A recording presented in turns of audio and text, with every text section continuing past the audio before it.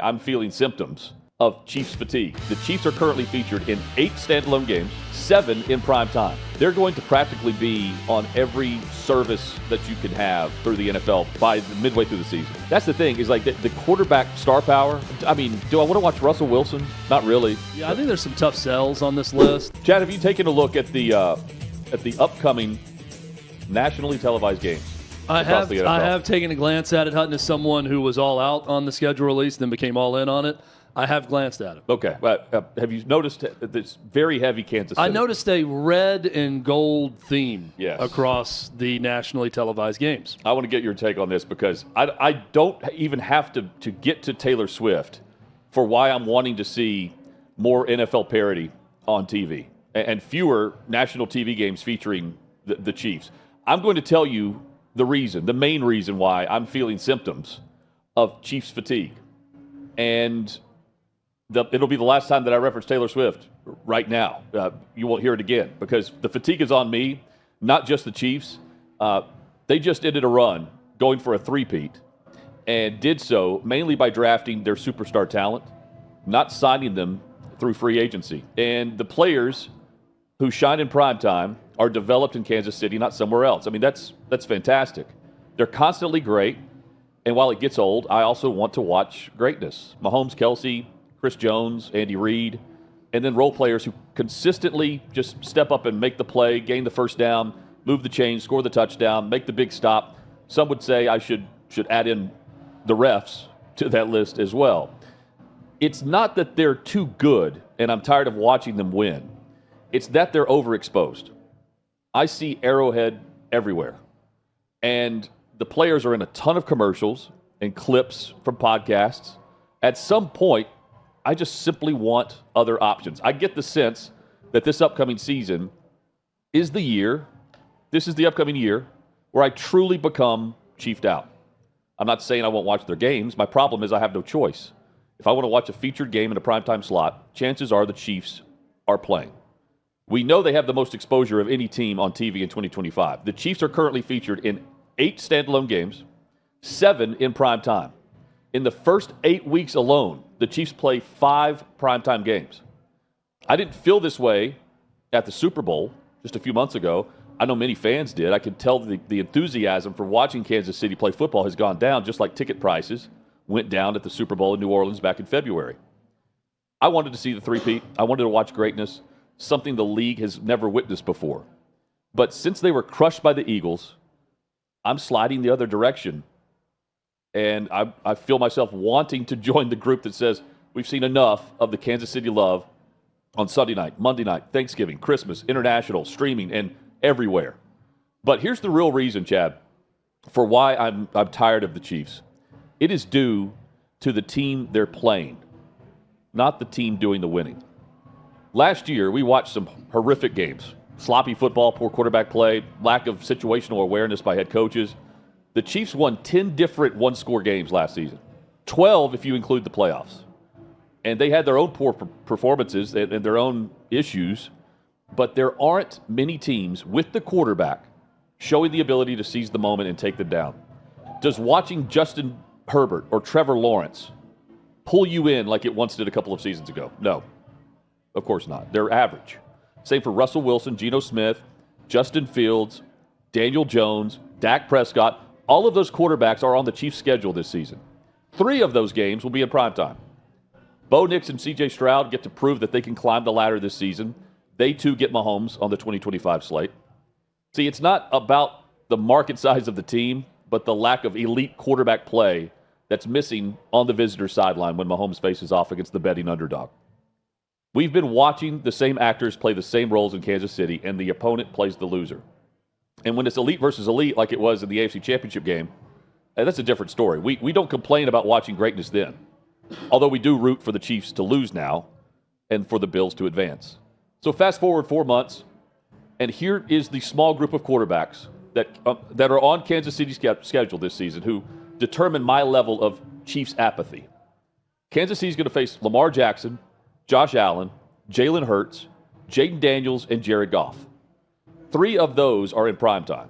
The other 2 are in that late afternoon CBS window as standalone. I don't blame the networks for scheduling Kansas City when they can, because it's not like the other good teams aren't being featured either. Take a look. All of the top quarterbacks have 5 or 6 nationally televised games too. And since the start of the 2019 season, Kansas City is there. They lead all teams for the most appearances in prime time.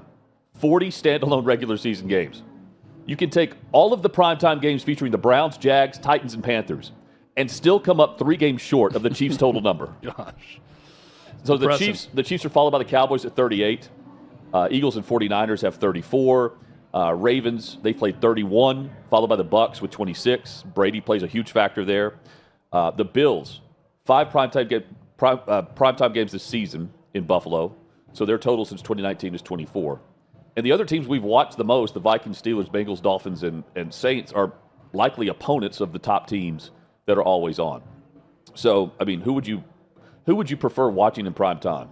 Is it Kyler Murray? Is it Bryce Young? Is it Anthony Richardson? Is it Mason Rudolph? The Titans?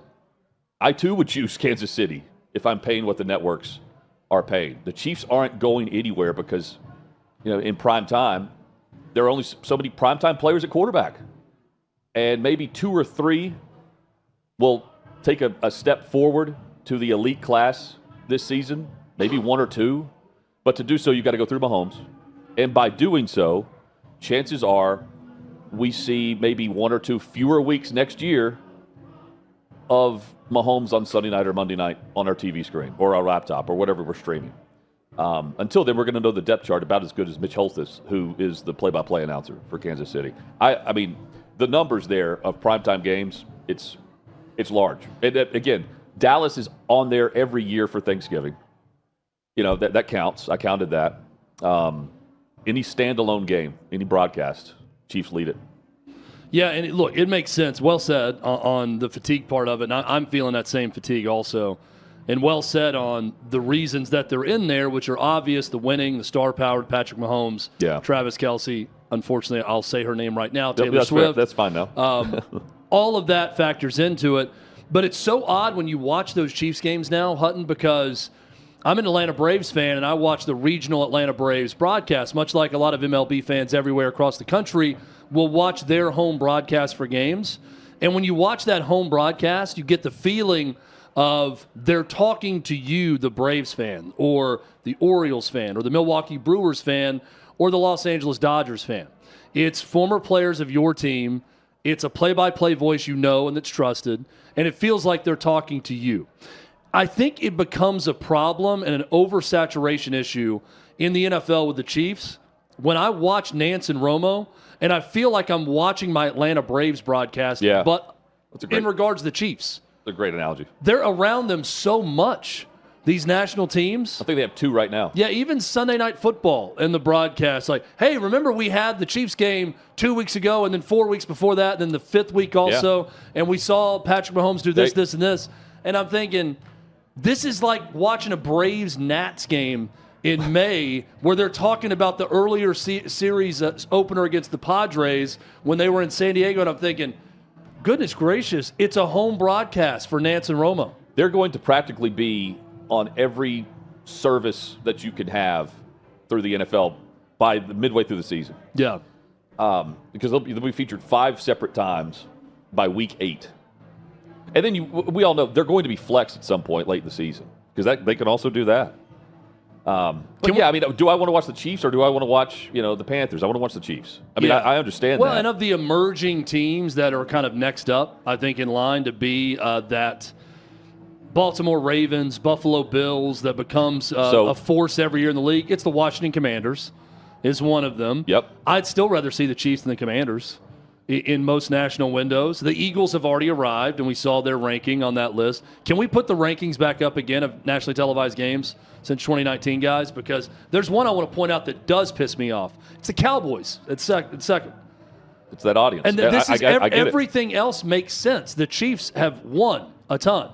The Eagles have won a couple Super Bowls in that time frame, or at least won one before that. Yep. But they've been very relevant and won at a high clip. They've been far and away the best team in that division. And Dallas and Philly play against each other a lot in prime time. In the Cowboys division, how is it that the Eagles, with all their success, are 4 games behind the Cowboys? We know why. 49ers have had a ton of success. multiple NFC Championship games, multiple Super Bowl appearances. The Ravens, a lot of success. Yep. The Bucs had Tom Brady, and that's why they're still hanging around in that 2019 window. I look at the Bills and think that's one that needs to be on national TV more. I love watching Josh Allen and the Bills. I love watching Bills Mafia and the atmosphere at their home games. Yeah, I want them in more standalone windows. I want the Bills to be in line with the Chiefs and not at 24-40 in this graphic. But Hutton, the one that really stands out to me when we look at it, you can see why every other one is in the running, except for the Cowboys when it comes to on-field performance. I was most surprised by pulling these numbers to learn that Pittsburgh has not been featured that often. Yeah. That it's always, to me, it's Pittsburgh, Baltimore, but that took a step back whenever Roethlisberger, retired. When was his last year? 2020? No, I think it was right 21, before then. right before? Yeah. So, that would line up with this window where they have not had a quarterback. That's right. And that's why. And you see Cincinnati, and it's Joe Burrow. Yep. Right? And Burrow, they started scheduling him nationally after the Super Bowl run. Yep. Let's see. You have, everyone in that division for the North. Except for Cleveland. Yeah, I think Baltimore doesn't surprise me. I think the Chiefs' fatigue is going to be real this year. We talked about booster fatigue with NIL and payments and everything, and how that's going to continue to rise. Chiefs' fatigue will continue to rise. I want to see more Buffalo Bills, and I think we should be talking more about Cowboys' fatigue also. But we know why they do it, because even when the Cowboys are bad, they rate. Well, here's every primetime schedule. You can just see the Chiefs here: Sunday night, Monday night, and Thursday night football. We'll just show Sunday night and that slate, and you'll see the Sunday night football slate. It's got some great matchups on paper here, but it's Detroit, Kansas City in Week 6. 3 weeks after Kansas City's playing the New York Giants. That's the thing, is like the quarterback star power. Do I want to watch Russell Wilson? Not really. But the Giants are going to pull the audience, and that's in New York. So I understand putting them on, but I'd rather watch Kansas City play one of the other top teams later in the year. Houston. I want to see C.J. Stroud. Like one of them. Jaden Daniels is going to be a big feature when he takes on Kansas City, of course. Yeah, I think there's some tough sells on this list. I think Steelers, Chargers is a tough one just at first glance. Three. I think Bucks, Rams is a tough sell. Here's what jumps out to me. Everybody thinks the Falcons are going to be good. We'll see. I've noticed that with the Sunday night window and their multiple games. They have 5, I think. Yeah, and the national games they got. And Vikings, Falcons, Dolphins, I feel like the league is telling us they're going to be more relevant than maybe fans they'll be better than they were last year. Yeah, the thing about Week 12 that you're pointing out with Tampa and L.A., that's Thanksgiving weekend, and all of the great matchups are on Thanksgiving Day or Black Friday.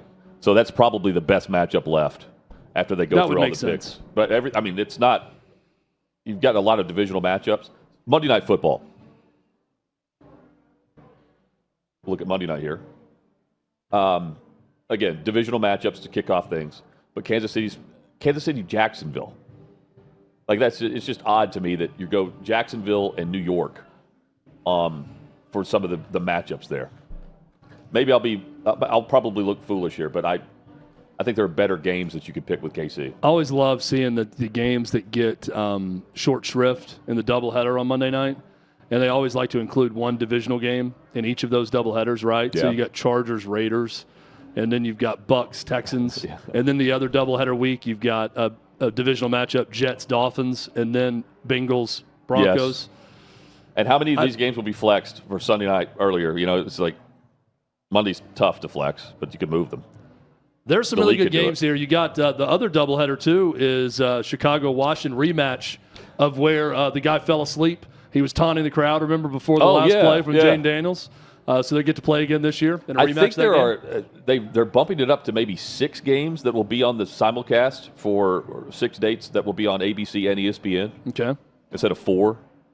And some of them are going to be like side by side, so they'll have 2 games on at the same time for whatever reason. With the new streaming wars, I'm just waiting for the time where you can have a subscription to YouTube TV or something like that and have those networks, and they're still going to make you pay like $5 to watch Monday Night Football.